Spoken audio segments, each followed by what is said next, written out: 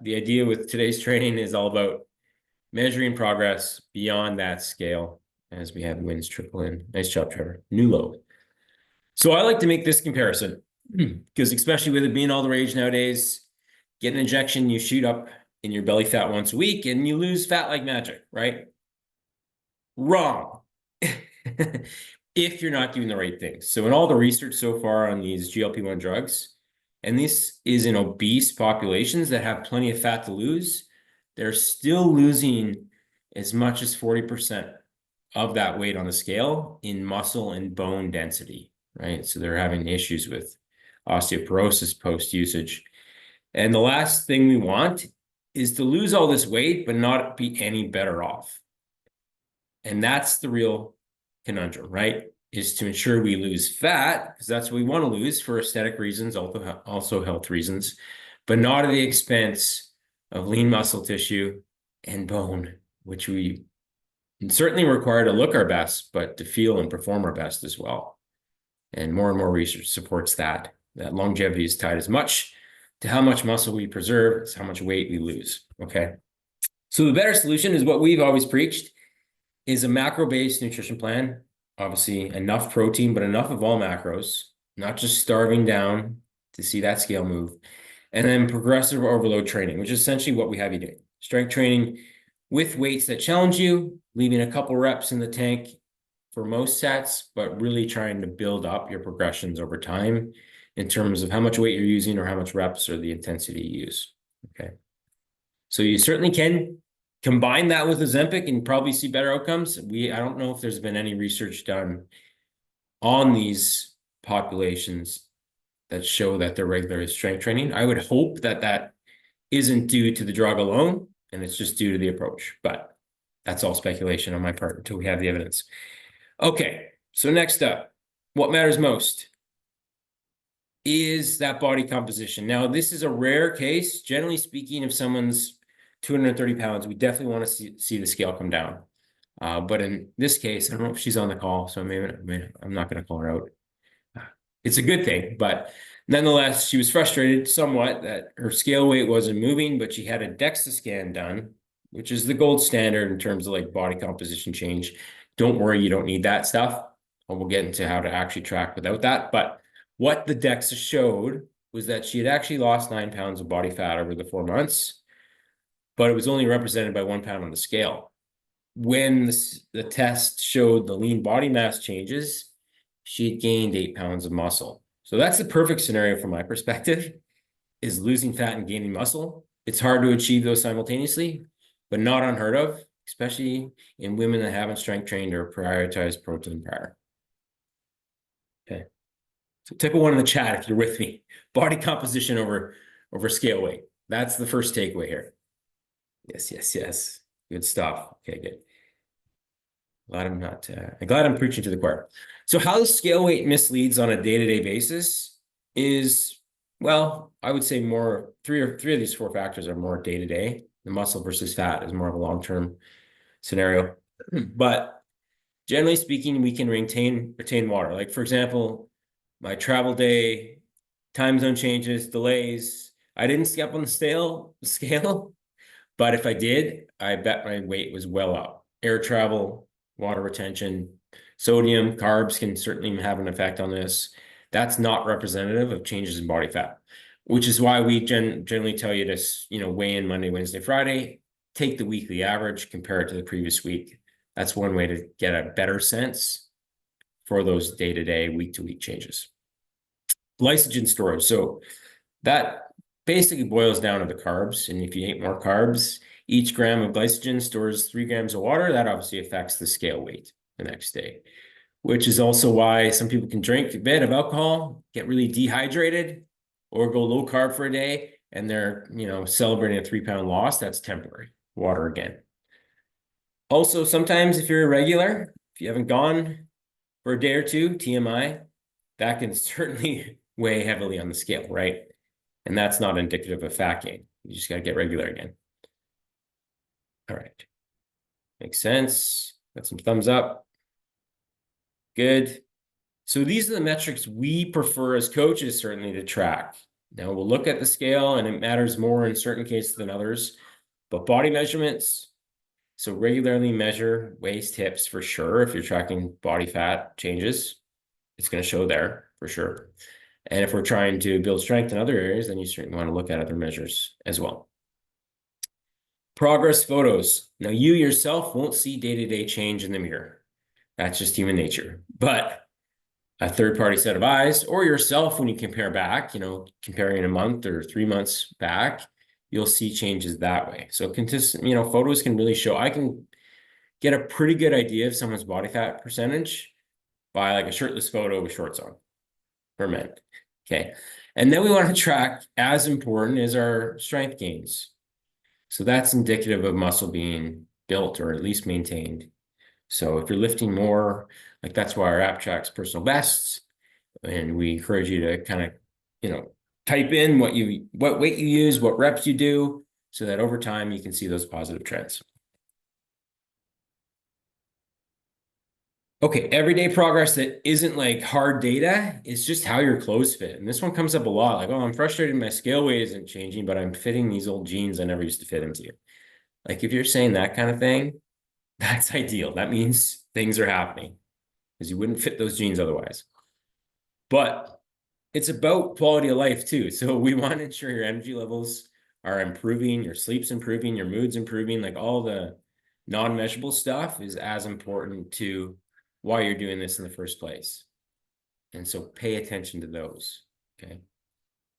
If they're going the wrong direction, maybe you are getting too aggressive with the approach. And that's, again, going to tell us something as coaches what we might need to tweak or adjust. Anything else you guys like to measure that's not on this short list? Feel free to drop it in the chat. I want to come up with as much of these as possible because it really does make all the difference. Not only in you better adhering because you're more positive about the process, but you'll start to realize all the benefits that go beyond that pesky scale that everyone's obsessed with. Okay. So we talk about macro-based nutrition, like having a good mix of all three. All three provide benefits: carbs, energy for your workouts, recovery, better sleep, better mood, serotonin in the brain. Protein, obviously crucial for muscle growth, repair, stronger in your workouts, and so on and so forth. And then fats, we don't want too low either. Your joints benefit, better lubricated, certainly hormonal production benefits from that. But people can overdo fats too. So it's the balance we're looking for, right? So generally we focus on protein because most are falling well short in that when they come into the program. So our range typically when we set someone up is like 0.7-ish per pound of body weight.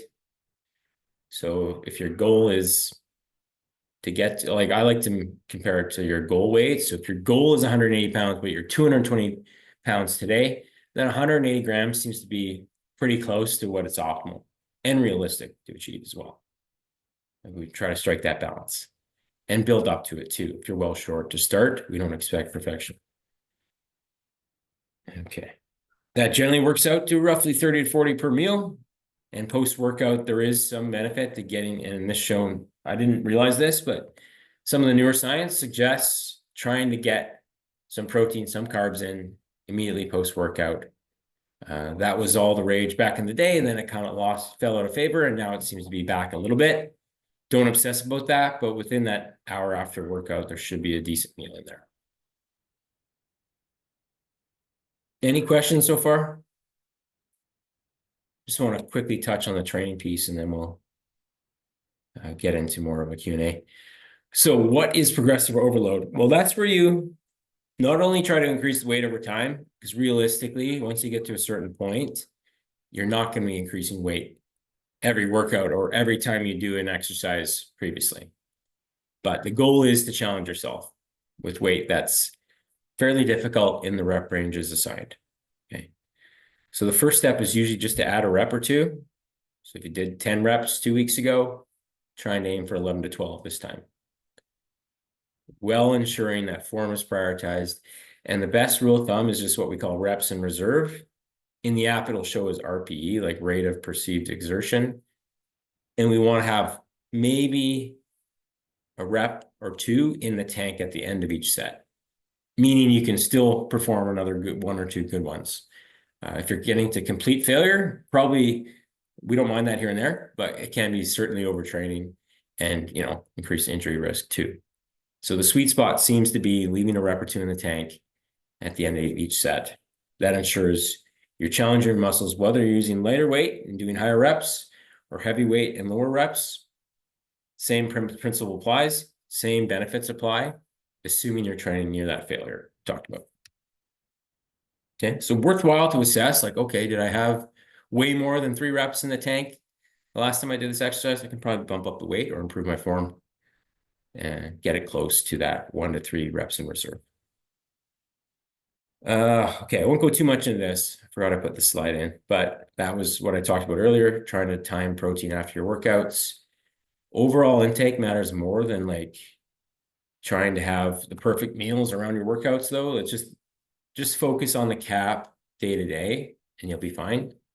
And again, what we talked about is like that muscle to fat ratio is way more important than the scale weight.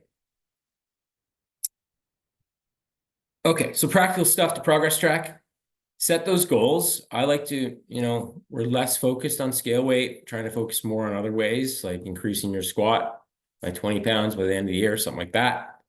Maintain those logs in the app where you're knowing what weights you're using and how many reps you did last time, so you have some semblance of progress. And then you can consider like the DEXA or in-body scans. They're still not foolproof and they can be cost prohibitive. So just take measurements and photos and we'll help you ensure you're tracking the right things. Okay. And again, like we talked about, listen to your body for the residual benefits that are happening, because those are benefiting your life more than whatever that scale suggests. Okay. So finally, you may have seen some pyramid like this previously. This is my little take on it, where the base, the most important is to get that energy intake in place, calories in, calories out. But to take it a layer further, the protein piece and ensuring a good balance of macronutrients, training in the right way, giving your muscles a reason to stick around. And then less so is like how you time your nutrition and supplements where needed, right? Those are the real small pieces to the puzzle. You can get into those once you've nailed the other 3. Okay. We will leave it there. Any questions? So far, so good. Abby, any before we open the floor, do you have anything to add to that piece? What you're seeing? Hopefully I covered most, but I'm sure there's always the odd nuance. Like, yeah, I mean, you covered pretty much everything. Obviously, in the gals group, I made kind of a tough love scale scale post last week, but it was, I mean, it just has to be said. Otherwise, you know, if people just go off their emotions and what they see on the scale and they're actually making progress, and then they start making decisions that are, you know, oh, that number's up, well, screw this, and then they go eat a bag of chips or whatever. It's like, no, those decisions are what's making you, you know, not stay consistent and not seeing the results.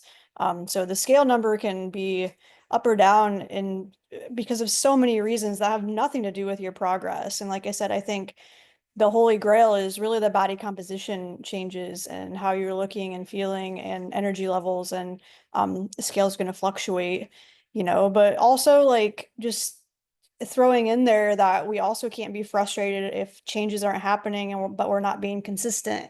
So we do have to look at like, am I like fully taking responsibility? Are we really, you know, putting all of our effort into the big 5, or am I just, I'm upset because things aren't happening, but I'm really just kind of like, excuse, half-assing it, you know, with and not tracking my food and being willy-nilly with stuff. And it's like we can't be upset at the things that we're, you know, not doing.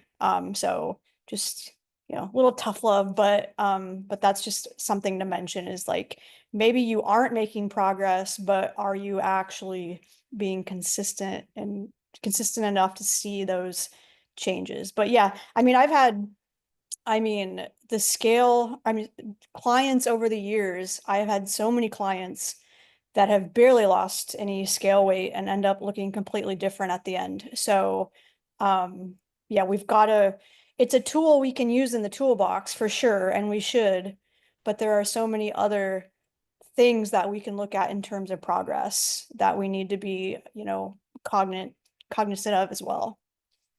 Yeah, perfect. You nailed it. That was in my notes to tell people focus more on the process. We have you kind of rate your scores in the big five every Sunday out of 7 and look there. And if you're not seeing progress how you expect it to, if we've told you maybe that we can shore up some things, usually it boils down to an adherence issue, right? And we all need to hear that sometimes. We don't tell you that first, but if things have gone on and plateaued for a while, 9 times out of 10, it's in those 5 habits that something needs to be shored up a little bit, and it's better to hear it. Yeah. What? Yeah, I know. I like to deny that too, but the reality is normally it boils down to adherence, and we can work with that. Diane, go ahead. Yeah, can you go back about 3 slides, the one with the weights? Yeah, let me, Like it, okay. light Oops. weights, heavy weights. Yes, I'm actually not sharing my screen or else. Oops. Oh, okay. Here we go. This one? Yeah, yes. Wait a minute. Yes, that one. Okay.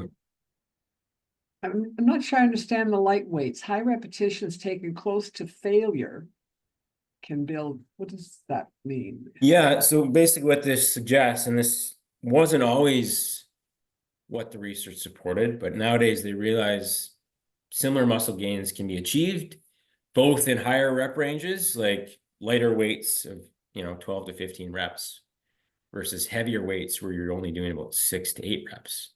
And the Right. same benefits can happen as long as you're taking those sets close to failure, right? Like I talked about, a few reps left in the tank at the end. So it's more personal preference. We like to do time sets because people tend to, generally speaking, who we work with, they tend to leave some intensity in the tank if we give them too low rep ranges. They don't pick the heaviest weight they can. So that middle ground seems to work best, where it's like 30 seconds where you go till the end. You might fall a rep or two short at the end. That makes Okay. sense? Yeah. Okay. Perfect. All right.